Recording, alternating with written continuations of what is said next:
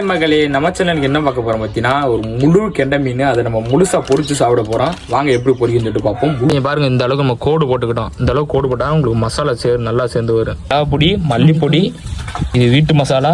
மேலே ஆயில் ஊற்றிக்கிறோம்.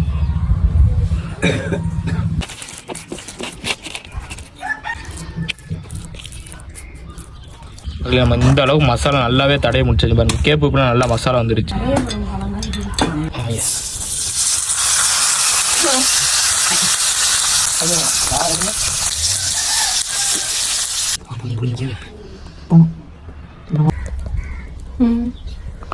எடுத்து வச்சு